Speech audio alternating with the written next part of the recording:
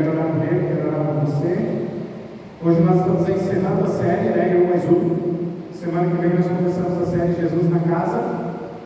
Nós vamos falar sobre algumas vezes que Jesus esteve nas casas, o que acontece. Mas hoje a gente está encerrando a série, então estende suas mãos, vamos orar pela vida do irmão Diego. Senhor, obrigado pela vida do teu servo Diego, tem sido fiel, Senhor, na tua casa, tem te servido, tem se esforçado, trabalhado, dado o seu melhor, Deus, na casa do Senhor. Eu oro para que o Senhor abra os nossos olhos, ouvidos espirituais, para que a gente possa entender aquilo que o Senhor tem para falar, através da vida do Diego. Usa a vida dele, a boca dele, Pai, para que ele possa transmitir claramente a mensagem que o Senhor já colocou no coração dele essa semana. Em nome de Jesus. Amém.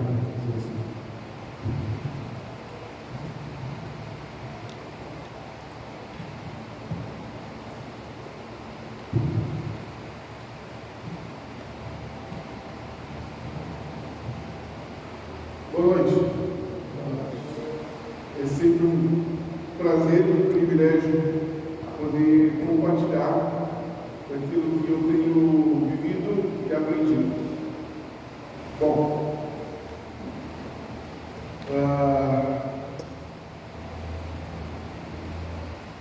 o que você se lembra da sua época de escola? O que você se lembra? Lá da sétima série, oitava série, o que você se lembra daquela época? Primeiro ano do segundo grau. Hoje as nomenclaturas mudaram um pouco, os anos até aumentaram, para sorte de uns e desgraça dos outros, né? Mas o que você se lembra da sua sétima série, da sua oitava série? Quais são as matérias que você mais gostava? Ou as que você menos gostava? O que você entendia, o que você não entendia? O que te dava prazer de ir para a escola? Eu posso confessar que o que me dava prazer de ir para a escola era um prato de polenta com carne moída. Dava para contar nos dedos quantas carnes moídas tinham no molho, mas era bom. De vez em quando tinha um creme de baunilha com bolacha, outras vezes um arroz com alguma coisa que eu ainda não sei o que é, mas era bom também. Tudo era bom. E nós corríamos pro recreio para aguentar os 15 minutos na fila para poder comer uma vez. E se desse, repetir. Tempos de escola. Mas uma das coisas que mais me chamou a atenção no tempo de escola foi que em um ano eu tive o primeiro professor homem. Aquilo me chamou muito a atenção. Aquilo me fez olhar para a escola ou para a carreira de professor de uma maneira diferente. O nome dele era Rodrigo. Adivinha do que ele era, professor? De matemática. E ele era diferente, ele tinha uma peculiaridade muito diferente. Ele se comunicava com os alunos como ele se comunicava com o quadro negro, que por sinal é verde. Sabe como é que ele se comunicava com os alunos? Através do giz. Ou seja, ele jogava o giz. E quando o giz não funcionava, ele jogava o apagador. Mas não é só isso que eu lembro dele. Eu lembro que ele foi, lembro de muitas coisas, mas eu lembro que ele foi o professor que me fez decorar a fórmula de Bhaskara. E é estranho, porque eu decorei a fórmula de Bhaskara e nunca esqueci, porque eu atribuo a ele a forma que ele ensinou. Então até hoje eu sei aquela coisa. E hoje eu estou estudando para ser professor de matemática. Muito bem. Por que eu estou falando isso com você? Eu quero trazer para você um desafio, justamente do eu mais um. Volta. Do eu mais um como uma expressão de amor. Agora vai passar para mim. O que é eu mais um? Seria uma expressão algébrica onde essa representaria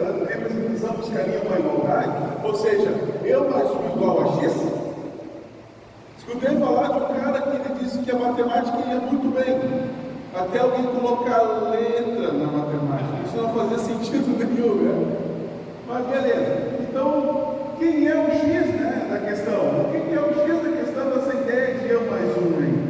Então, será que eu mais um é de fato uma expressão algébrica, onde a gente precisa somar eu mais um e encontrar o tal do X no final da conta? Se fosse uma equação de segundo grau, a gente aplicaria a fórmula de Bhaskara e encontraria as duas raízes, uma positiva e talvez a outra negativa, certo? Mas não é uma equação a princípio de primeiro grau, né? Porque os expoentes são 1. Muito bem, mas a gente entende que essa expressão não pode ser uma expressão algébrica, ou pode, talvez, dependendo da ideia que nós temos. Mas eu quero conversar com vocês qual é o X da questão dessa ideia de eu mais um, tá? Qual é o X da questão? O que se entende por eu mais um? Nós podemos entender essa ideia de diferentes interpretações, dependendo do nosso contexto. No sentido mais básico, pode simplesmente ser uma pessoa mais outro mesmo, né? Poderia ser entendido também com um cálculo matemático, para fazer uma brincadeira como a gente fez. Podia também ser uma questão de companhia, para simbolizar uma ideia, onde você possa estar com outra pessoa, sugerindo um paro, um relacionamento. Poderia ser também a ideia de um crescimento espiritual, ou pessoal, na verdade, no sentido mais abstrato da coisa. Como se a gente pudesse dizer, olha, um passo de cada vez, ou eu sou uma versão mais nova de mim mesmo. O eu mais um também poderia significar ou trazer o sentido de colaboração, podendo indicar o conceito de trabalhar em equipe, né, juntos com alguém, ou a importância da comunidade, né? Mas nós estamos num ambiente eclesiástico, nós estamos num ambiente de religião, né? Um ambiente religioso sem ser religioso, né? Então, nessa visão religiosa, o eu mais um pode ter diferentes conotações, dependendo da fé ou tradição espiritual em questão. Tá? Ela pode ser imaginada ou pensada como uma relação divina, né? Onde o eu mais um pode simbolizar a união entre um indivíduo e uma divindade, como Deus, Jesus.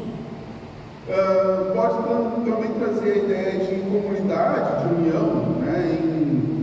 Em muitas tradições religiosas, eu mais outra pessoa pode refletir então a importância da comunidade, a irmandade, a vida em unidade, né? Daqueles que são seguidores da mesma fé. Pode representar então esse crescimento espiritual, mostrando talvez uma jornada espiritual individual de crescimento e desenvolvimento, onde um seria um passo adicional ou uma nova realidade espiritual, ou seja, eu mais essa caminhada, esse crescimento. Mas também a gente pode falar desse eu mais um, de uma certeza, ou melhor, de uma ideia, onde há um amor ao próximo. No cristianismo, por exemplo, a gente costuma pensar dessa maneira, onde isso pode simbolizar simplesmente o ato de amar e ajudar o próximo, seguindo o ensinamento do próprio Jesus, ou seja, amarás o teu próximo como a ti mesmo. Nós entendemos esse trecho da palavra como se eu amo a mim, eu desejo Cristo para mim, então eu amo o outro, eu tenho obrigatoriamente que desejar Cristo para o outro, certo? Qualquer que seja a interpretação ou a ideia do eu mais um, em um contexto religioso, geralmente envolve um aspecto, então, de conexão, seja com o divino, seja com os outros, né? Ou individualmente falando, mas nesse sentido espiritual. Então, uma definição ideal, juntando todas essas ideias, que a gente pode dar para o eu mais um, seria essa aqui, ó. Podemos definir a expressão eu mais um como anunciar que o reino de Deus chegou, é um ato de amor verdadeiro de uma fé não fingida. Ou seja, quando nós estamos falando há tempos e tempos, durante todos esses dois meses, né? Sobre eu mais um, nós estamos falando de um ato de amor não fingido, onde a gente entende que anunciar o reino de Deus é uma expressão de amor. Faz sentido isso na tua cabeça, não? Faz? Muito bem, então essa é a definição: anunciar que o reino de Deus chegou é um ato de amor verdadeiro, de uma fé não fingida. E aí eu pergunto para você: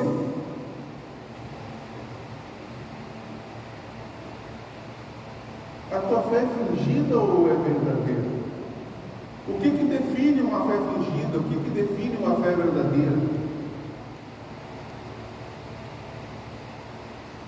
Como eu posso saber se a fé que eu digo que professo ela é uma fé fingida ou uma fé verdadeira? Como eu posso saber disso? Obviamente, eu e você, como cristãos que somos, podemos olhar para aquilo que norteia as nossas ideias, ou seja, a Bíblia, né? Nós entendemos então que ali consta aquilo que eu preciso para entender a vida. Beleza. E para que isso aconteça, então eu convido você a abrir em Atos capítulo 8, versículos de 26 a 40. E ali nós vamos falar da história do cara que entendeu a expressão de amor, eu mais um.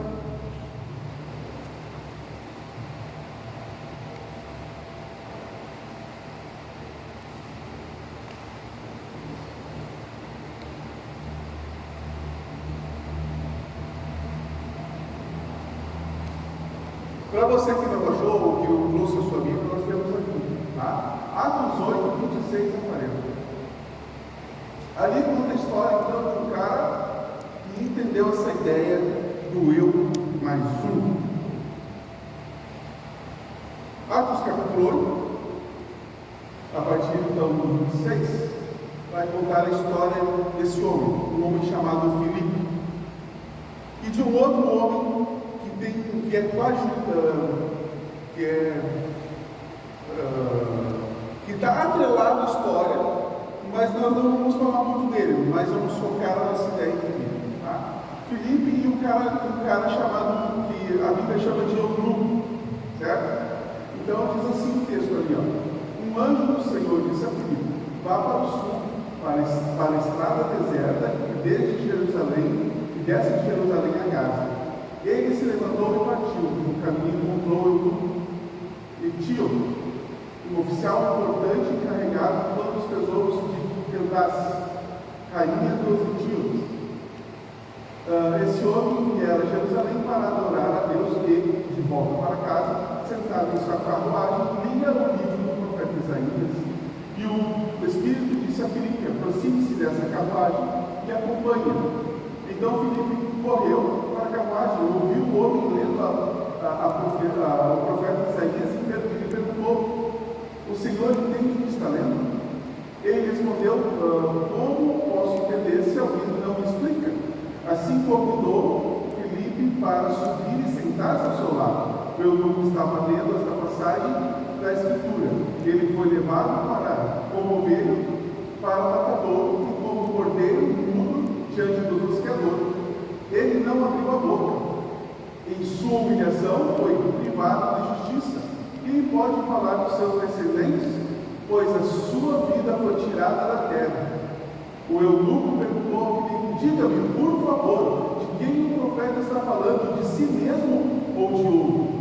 Então Filipe, conversando com aquela passagem das Escrituras, anunciou-lhes as boas novas de Jesus. Prosseguindo pela estrada, chegaram a um lugar onde havia água. O eunuco disse: olha, aqui há água, que me impede de ser batizado. Disse Filipe: você pode, se crer no teu coração, se crer de todo o coração. O eunuco respondeu: creio que Jesus Cristo é o Filho de Deus. Assim deu ordem para parar a carruagem. Então Filipe e o eunuco desceram a água e Filipe o batizou. Quando saíram da água, o Espírito do Senhor arrebatou Filipe repentinamente. O eunuco não o viu mais e, cheio de alegria, seguiu o seu caminho. Filipe, porém, apareceu em Azoto e, indo para Cesareia, pregava o Evangelho em todas as cidades pelas quais passava. Muito bem, vimos então a história de eunuco e Filipe. E eu vou pedir uma coisa especial para você: mantenha a sua Bíblia aberta nesse trecho, que nós vamos conversar especificamente sobre essas coisas. Eu quero perguntar a você algumas coisas. A gente precisa entender, quando a gente lê o texto, a gente precisa começar a fazer algumas perguntas para nós mesmos, para que a gente possa entendê-lo. Uma das perguntas que a gente precisa fazer é o seguinte: quem é Filipe e quem é o outro cara? Certo? Quem é esse eunuco? Bom, a palavra eunuco no grego é eunucos, que traz a ideia de um homem emasculado. Expliquei tudo agora, né? Deu para resolver tudo, a gente entendeu tudo. Podíamos parar por aí e está todo mundo satisfeito com a explicação, mas não é verdade. Homem emasculado quer dizer que é um homem que não tem mais as suas genitálias. Era naturalmente inato ao casamento ou à paternidade. Mas não era só isso, trazia também a ideia de alguém que voluntariamente se abstém do casamento, ou seja, um homem normal, mas que não tinha a vontade de casar, certo? Hoje em dia se pode ter a ideia desse grupo de alguém que a gente chama de assexuado, ou seja, não tem interesse por sexo. Ele é um homem masculino, mas não se interessa em relações. Ela é mulher feminina e não se interessa. E é simples assim. Não é uma questão de gênero ou coisa parecida, certo? Entendemos então o que significa o eunuco. E Filipe? Quem é esse Filipe? O que nós podemos conhecer sobre esse cara? Sobre esse cara que entendeu a verdade sobre o eu mais um. Há relatos no Novo Testamento de 3 Filipes, ok? Um era dos apóstolos, tá? O outro era o filho de um cara chamado Herodes o Grande, que quando morreu deixou uma parte da terra para que Filipe fosse um governador. E o outro é exatamente esse que fala em Atos 8. Esse Filipe era um judeu helenista, ou seja, um judeu que aprendeu, que nasceu judeu, mas ele falava grego, certo? Ou um judeu de fala grega. Ele era apelidado, ele tinha um apelido de O Evangelista. Ele foi um dos escolhidos lá em Atos capítulo 6 para ajudar na distribuição de mantimentos às viúvas em Jerusalém. Ele também pregou em Samaria, um lugar que judeu normalmente não pisava. Ou seja, a partir disso a gente pode entender algumas coisas. Como Filipe fez, o que fez e por que fez, certo? Beleza. Primeira coisa que a gente precisa entender sobre Filipe é que ele era um dos escolhidos de Atos capítulo 6, 5. O que acontece em capítulo 6 de Atos? Há um problema naquele lugar e eles precisam escolher pessoas para que possam ajudar a resolver esse problema. E ele disse: vamos escolher algumas pessoas, mas essas pessoas que nós escolhemos precisam ter uma condição. Essas pessoas escolhidas precisam ser cheias do Espírito Santo de Deus. Ou seja, se esse Filipe que nós lemos em Atos capítulo 8 é o mesmo de Mateus 6, nós entendemos que esse Filipe ele era cheio de quem? Do Espírito Santo. Então nós partimos por aí. O cara que entendeu a ideia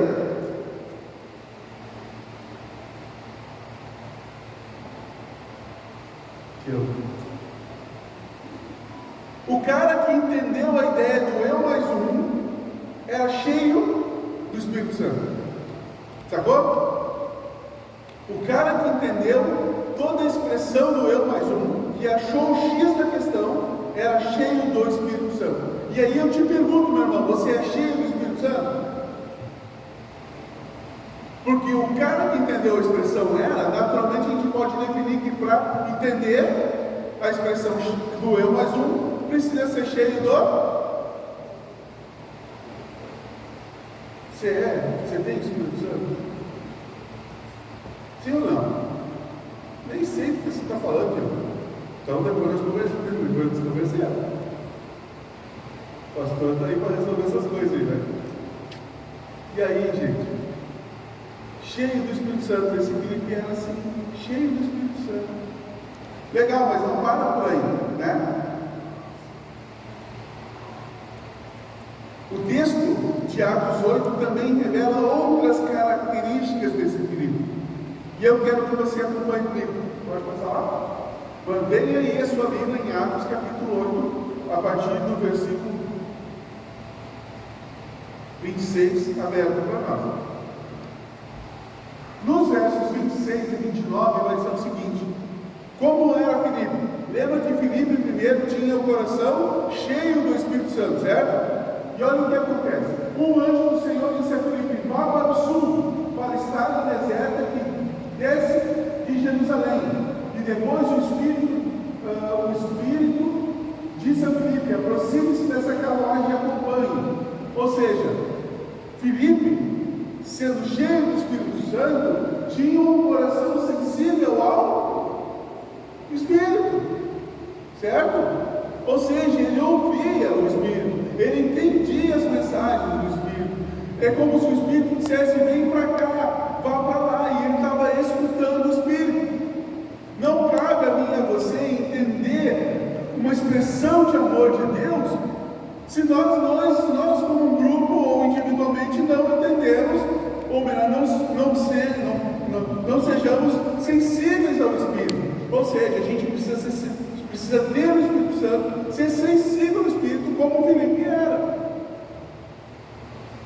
Você entende o que eu estou dizendo?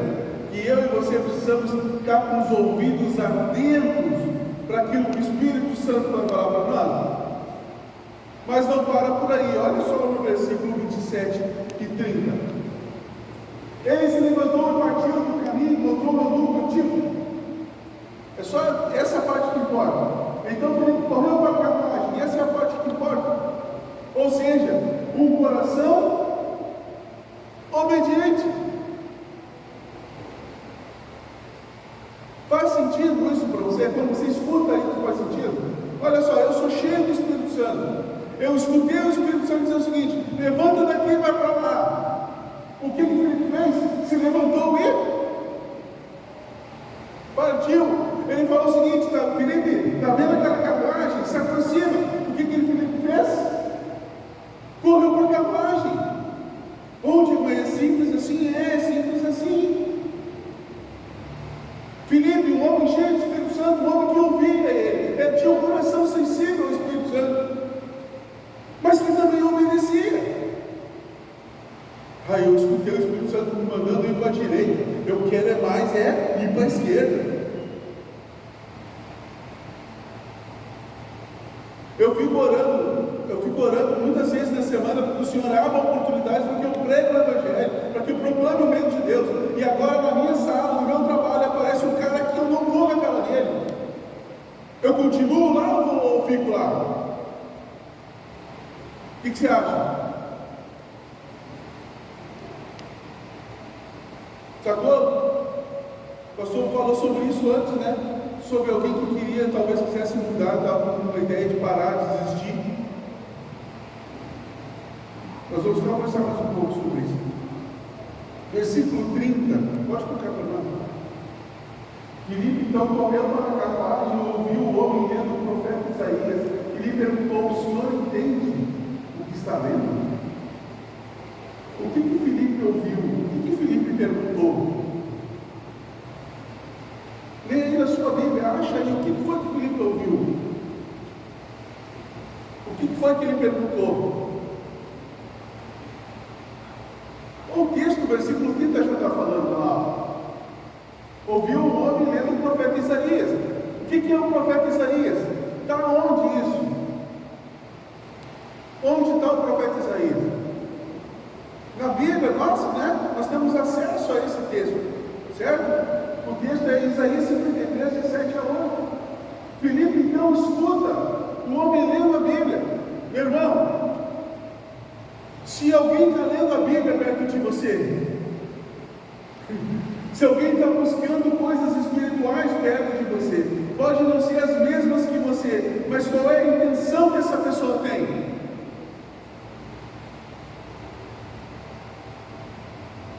Tem intenção pelo espiritual. Ela quer saber, ela precisa entender, entende? Segura, pega a dica e segura. O que ele pergunta? O senhor entende aí o que você está lendo?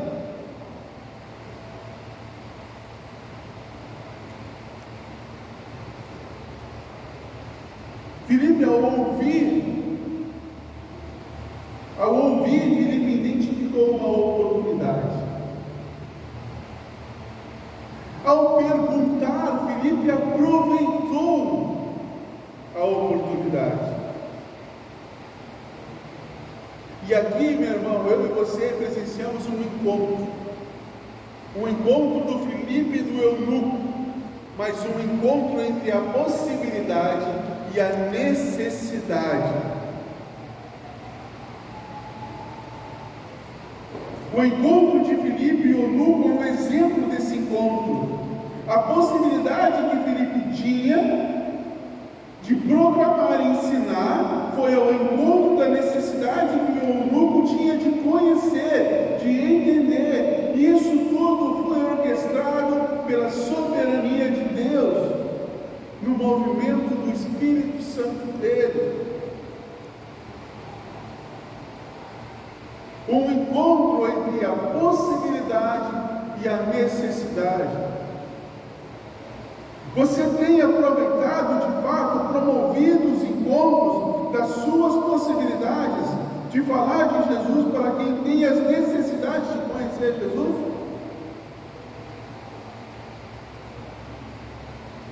E aí? Sim ou não?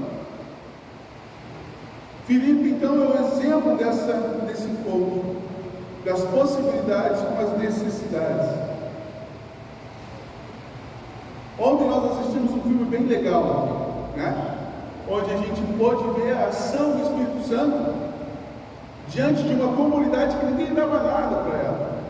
Mas a sua ação mostrava, era uma ação, era um comportamento de alguém, de pessoas que queriam conhecer, só estavam buscando em lugares errados, em lugares diferentes, certo? Buscavam muitas vezes nas drogas uma revelação divina. Achavam que ao consumir drogas, elas teriam um encontro transcendente, metafísico, certo? Não é o que elas estavam fazendo, mas por que elas estavam fazendo aquilo. Elas estavam fazendo aquilo porque tinham uma necessidade de conhecer Deus. E aí vem a igreja com a possibilidade de apresentá-lo, não de uma forma que mexa com o seu organismo, o neural, mas que revele a verdade no seu coração. E aí eu tenho perguntado, uma pergunta difícil: você tem aproveitado as necessidades dos outros para proclamar o reino, no qual é uma possibilidade sua? Nós estamos perdendo tempo, gente. Nós estamos perdendo tempo. Nós não estamos com os ouvidos atentos ao que o Espírito Santo está dizendo. Nós não estamos identificando as oportunidades. Filipe ouviu o Espírito Santo e obedeceu. Filipe ouviu: sai daqui e vai para lá. Está vendo a carruagem, Filipe? Vai para lá. Filipe se levantou e foi. Filipe foi correndo a carruagem. Filipe ouviu o Espírito Santo, obedeceu ao Espírito. Filipe caminhou do lado da carruagem. Filipe ouviu o cara lendo a palavra de Deus. Filipe percebeu a oportunidade que ele tinha. E como é que Filipe agarra essa oportunidade? Puxa solto, vem cá, eu sei o que você está lendo, você está entendendo aí? Você está entendendo o que você está lendo? Está entendendo ou não? Não estou entendendo, ninguém me explica. Se até hoje ninguém te explicava, chegou o dia, entende?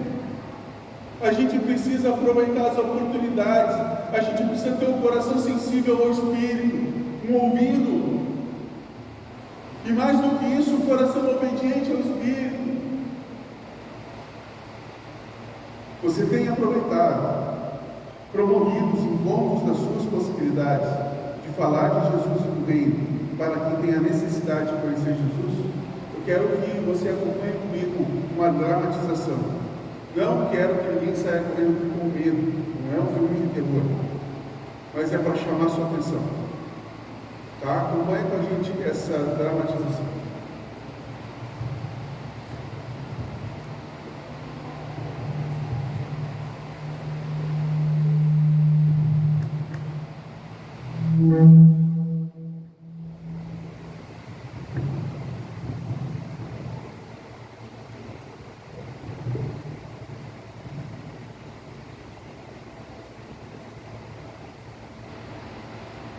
Cadê o som?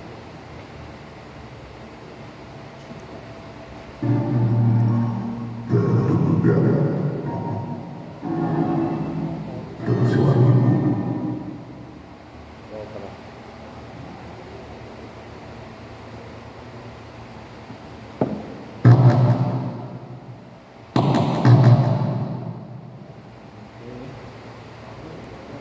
Se ela fosse para o inferno,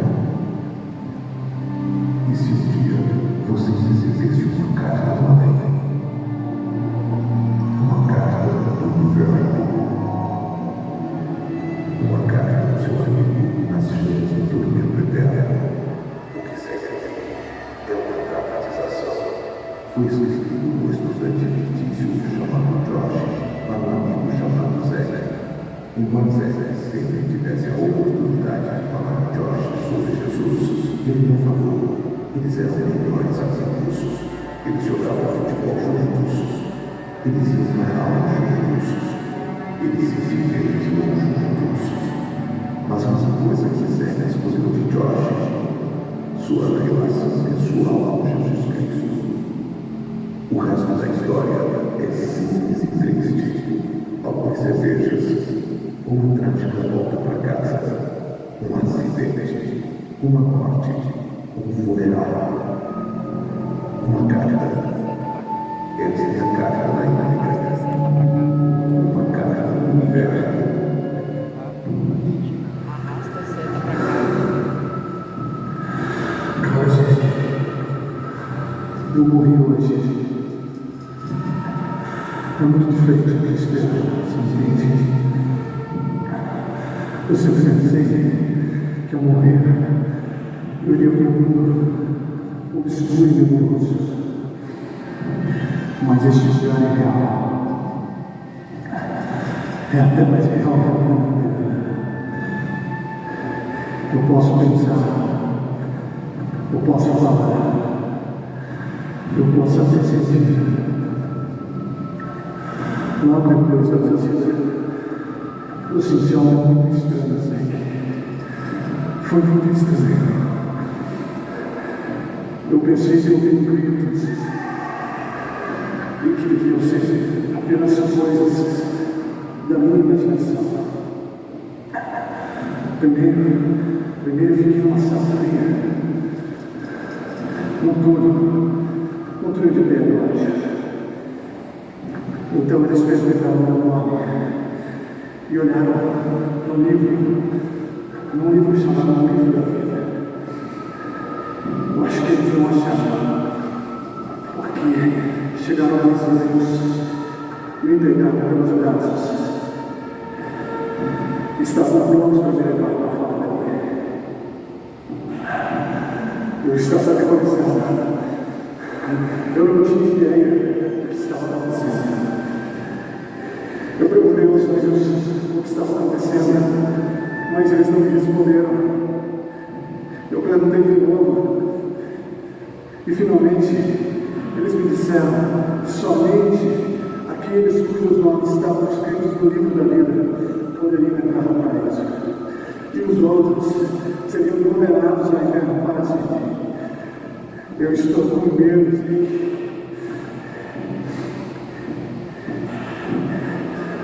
Hoje me levou para um tipo de cela, onde eu pude meditar e pensar por muito tempo. Você quer saber do que eu estive pensando? Eu estive pensando em você.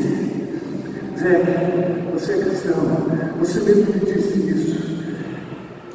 Quero dizer que eu quis falar sobre isso milhares de vezes até hoje, e toda vez você ficou sem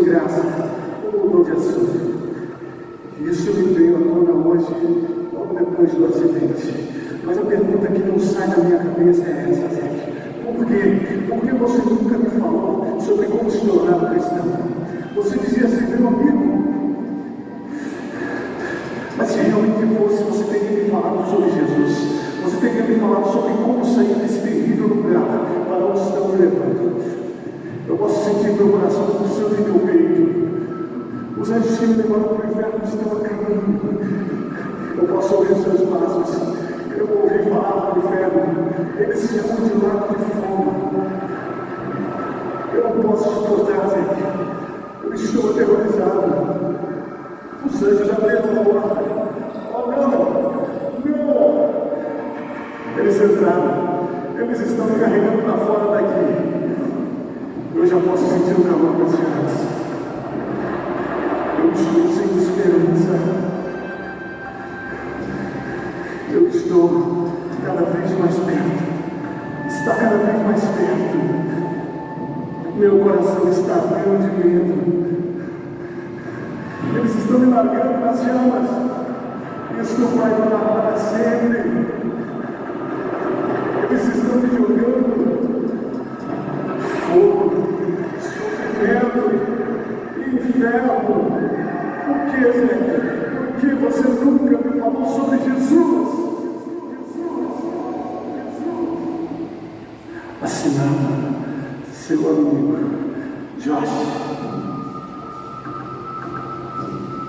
Queria que você estivesse aqui agora. Queria que você estivesse aqui.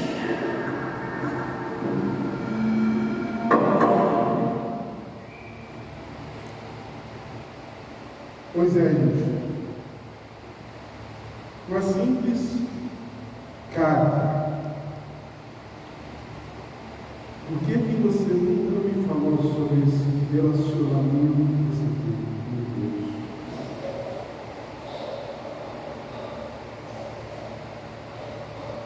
Às vezes, para a gente aprender algumas coisas, a gente precisa repetir, lembrar e lembrar. E eu quero fazer algumas perguntinhas para você. Pode passar para nós? Qual é a maior necessidade do homem? Resume, qual é a maior necessidade do homem? Se dá bem na vida? Dinheiro, emprego, beleza? Qual é a maior necessidade do homem? Meu irmão, se eu e você estamos vivendo aqui simplesmente para viver e morrer e acabou, que sentido isso faz? Não há esperança nisso. Qual é a verdadeira necessidade do homem?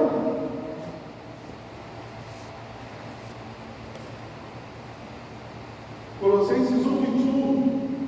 Antes, vocês estavam separados de Deus e suas mentes eram inimigos por causa do seu mau procedimento de vocês. Ou seja, qual é a maior necessidade do homem? É ser inimigo de Deus. O pecado separou a gente dele.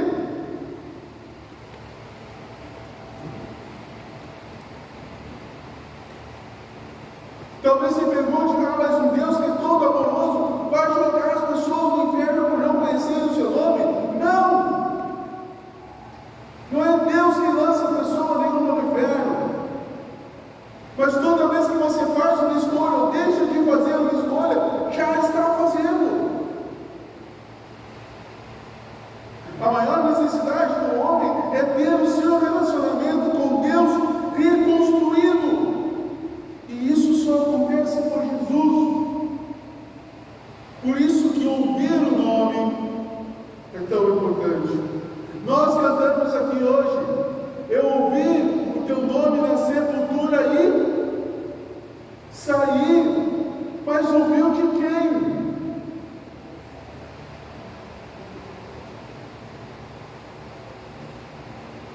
Quem resolve o problema do homem? Se o maior problema do homem é a falta de Deus, quem é que resolve esse problema? Olha lá.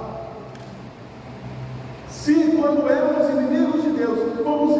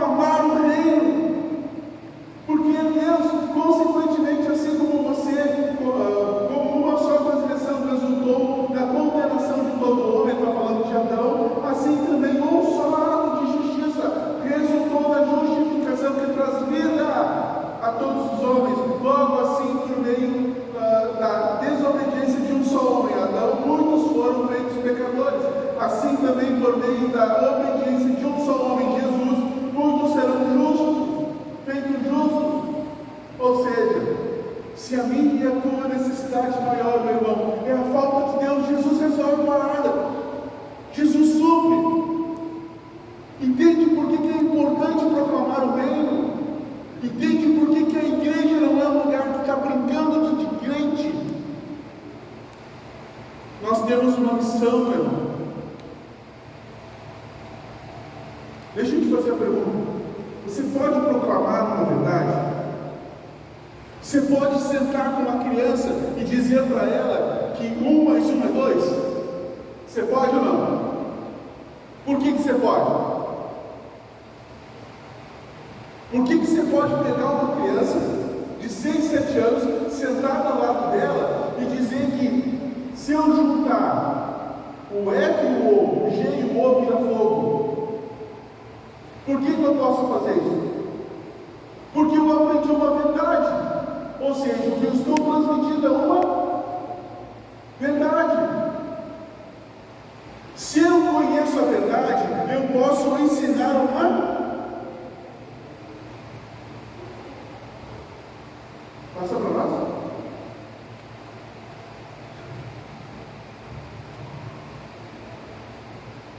Meu irmão, eu não sei se você falou, se lascou de vez ou entendeu de fato. Porque você disse que pode proclamar o reino porque você conhece a verdade. Ou seja, você conhece Jesus. Eu sou o caminho, a verdade e a vida. Ou seja, não tem outro acesso ao Pai a não ser por Jesus. Se você conhece, você pode proclamar. E aí eu garanto a você o seguinte: você está proclamando, entende? Você está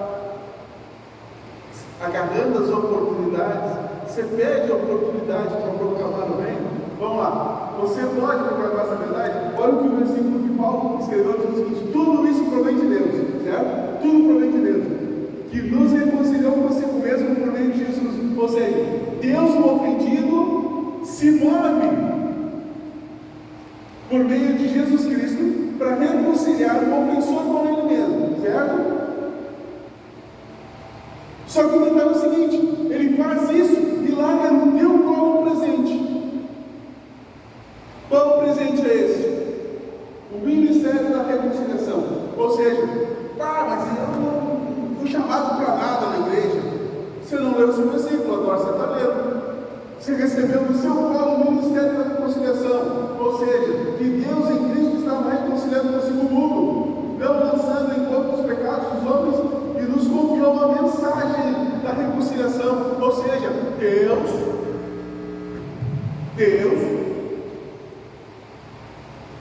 confiou a você a mensagem da reconciliação. Percebeu? Não tem para onde correr. Não tem.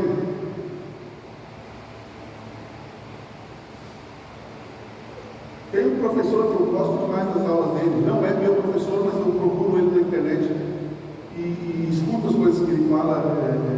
É um professor de sociologia bem legal. Não gosto de sociologia, mas gosto dele, que é o professor Clóvis. Não sei o sobrenome dele. Eu sei o seguinte, que ele diz uma coisa: olha, meu irmão, como é que você não entende as coisas? Você tem o cérebro do tamanho normal, você tem o neurônio à vontade, como é que você não entende? Nós temos que sentar a nossa bunda na cadeira e ler e buscar entender até entender, porque o nosso cérebro do tamanho normal, nós temos o neurônio à vontade, toda a capacidade do mundo para entender a gente tem. Sacou? E se precisar de ajuda, quem é que tu acha que Deus está mandando? A igreja. É você, para aprender e ensinar. A maior necessidade do homem é Deus. Quem resolveu isso? O próprio Deus, através de Jesus Cristo. E ele precisa proclamar essa verdade para todo mundo. Quem é que ele vai usar? Quem é que ele vai usar, a igreja? Você, eu, todo mundo conhece a verdade.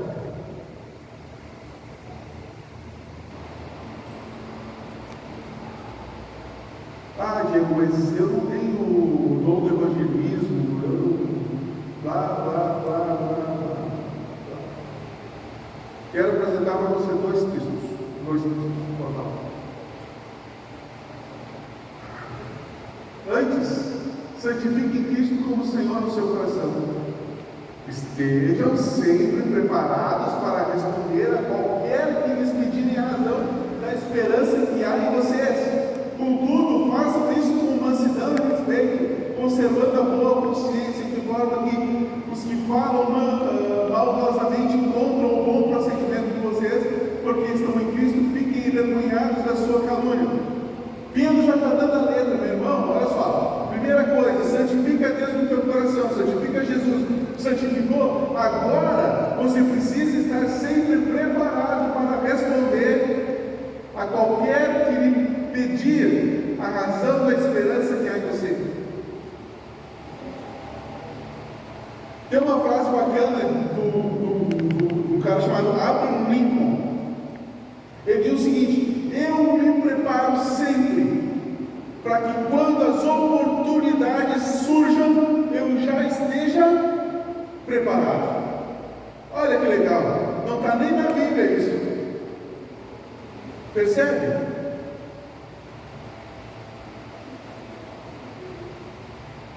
Olha Efésios, e ele designou alguns para apóstolos, para profetas, outros para evangelistas e outros para pastores e mestres, com o fim de preparar os santos para o ministério. Ou seja, o Senhor separou alguns para fazer algumas coisas, certo? Certo ou não? Está ali no texto, não precisa nem explicação. Separou lá, B e C para fazer tal coisa. Que coisa é essa? Preparar os santos. Quem são esses santos?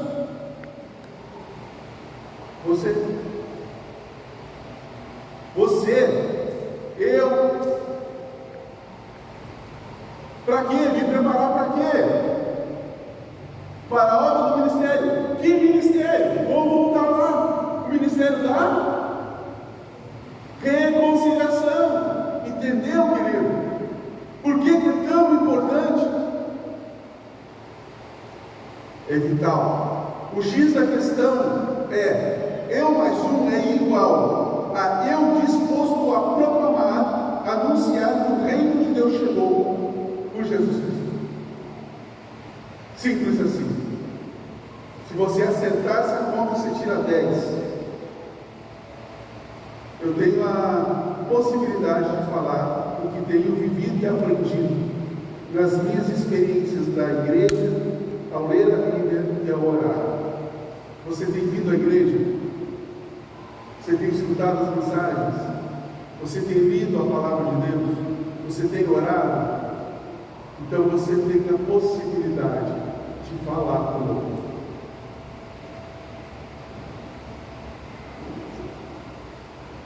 Veja as possibilidades tomando forma na história do Filipe. Ele ouviu o eunuco lendo a Bíblia e se coloca como quem tem a resposta para a necessidade do eunuco. Então surge a oportunidade. O eunuco faz um convite para o Filipe. Que convite é esse que ele faz?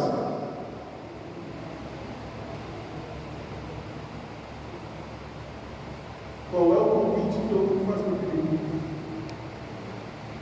Está no texto aí de Atos 8. Qual é? Que convite é esse?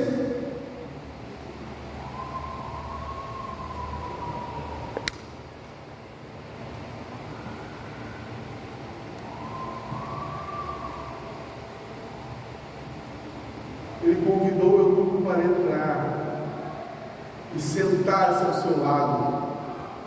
Muitas vezes a gente tem falado aqui: vai, convida alguém, paga um café, né? E vai lá e não sei o que e tal.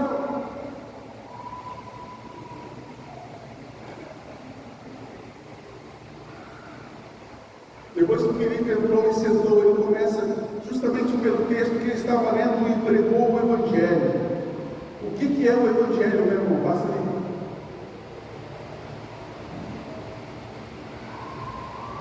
O Evangelho é o poder de Deus. Deixa eu ouvir. O Evangelho é o poder de Deus. Filipe falou, o eunuco ouviu. coração de Eunuco uma coisa, enquanto Filipe anunciava as boas novas de Jesus: a fé. Consequentemente, a fé vem pelo ouvir a mensagem de Deus. Depois que o eunuco ouviu, depois que a fé foi gerada no coração do eunuco, o que acontece no coração do eunuco? Quem nele crê não é condenado, mas quem não crê já está condenado, por não crer no nome do Filho de Deus. Quem crê e for batizado será salvo, mas quem não crê será salvo. O que acontece no coração do eunuco quando ele escuta a mensagem e a fé é gerada? O que acontece no coração dele? O texto vai dizer que eu creio que Jesus é o Filho, está escrito em Atos 8. Eu creio que Jesus é o Filho. Quantas pessoas estão perto de nós demonstrando uma necessidade pelo espiritual, uma busca pelo divino? E muitas vezes a gente não identifica essa oportunidade. Vou te falar de duas coisas, bem rapidinho. Dois exemplos meus. Uma vez um colega meu chegou para mim e disse o seguinte: ô Diego, me diz uma coisa, tu acredita em demônio? E eu acredito. Por quê? Está escrito, pô. Está escrito lá. Tá aí, já viveu alguma coisa? O que é? Daí comecei a conversar com ele a respeito de quê? Demônio. É um assunto, né? Legal e tal, mas só que enquanto eu conversava com ele sobre o demônio, uma coisa estava na minha cabeça: essa conversa vai acabar em Jesus Cristo. Querendo ou não, essa conversa vai acabar em Jesus Cristo. E de fato, a conversa acabou em Jesus Cristo. Outra colega minha chegou e falou assim: ela gosta muito de animal. O que ela gosta de animal, se ela pudesse, ela tinha uma chácara e recolhia todos os animais da cidade que estão em situação de abandono. Assim como minha irmã que está aqui com a gente hoje. E ela chegou para mim e disse o seguinte: ô Diego, eu sei que tem um cara da igreja, e cara, vocês mexem em tudo, vão para o céu?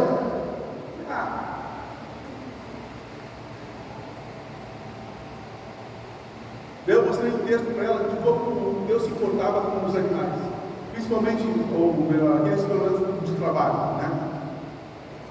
E de novo, enquanto eu conversava com ela sobre o bichinho ir ou não para o céu, eu pensava na cabeça: essa conversa vai acabar em Jesus Cristo. Vai. Porque ela demonstrou, assim como um demonstra, o outro demonstra uma necessidade para escutar o espiritual. Nós temos essa necessidade do espiritual, nós temos essa cadência em nós que busca o transcendente. Talvez a gente possa. Você já escutou aquela frase assim, A gente atribui essa frase a São Francisco de Assis. A frase é assim: prega o Evangelho em todo o tempo, se necessário, use palavras. Você já escutou isso? Você concorda com essa frase? Muitas pessoas usam essa frase para se esconder da responsabilidade de falar, porque a frase é linda, muito bonita, só que ela não substitui a tua voz. A frase, ela vai indicar um comportamento, um sinal do reino, que serve para chamar a atenção, despertar o interesse de pessoas, para que então você possa proclamar o reino. Isso tudo é verdade, e é verdade até hoje. Por isso eu quero colocar uma pergunta para você, e eu gostaria que você respondesse com toda a sinceridade do mundo. Romanos 10, 14 a 16 e Isaías 6, 8. Vamos fazer a base para o nosso desafio. Como, pois, invocarão aquele a quem não crerão, aquele que não creram? E como crerão aquele de quem não ouviram falar? E como ouvirão se não houver quem pregue? E como pregarão se não forem enviados? E como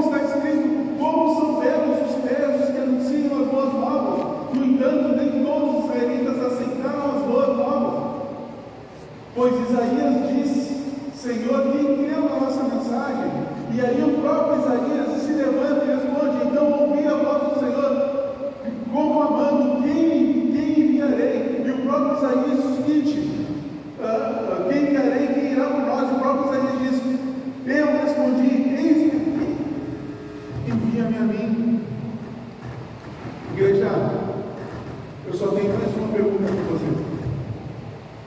Só mais uma pergunta. Qual é a sua resposta?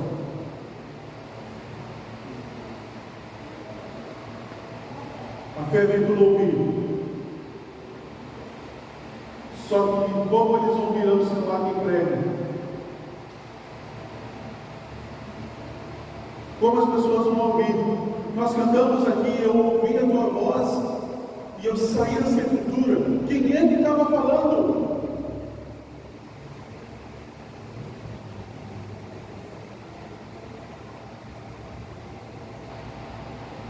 Igreja, qual é a sua resposta?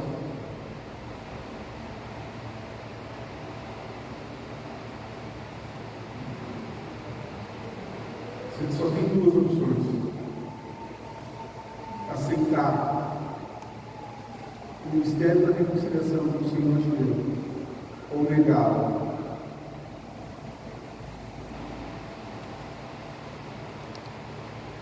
Você vai. Qual é a tua escolha?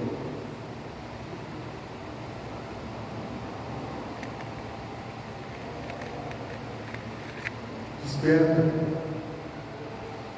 A sua resposta é sim para essa pergunta? É sim ou é não? Se a sua resposta for sim,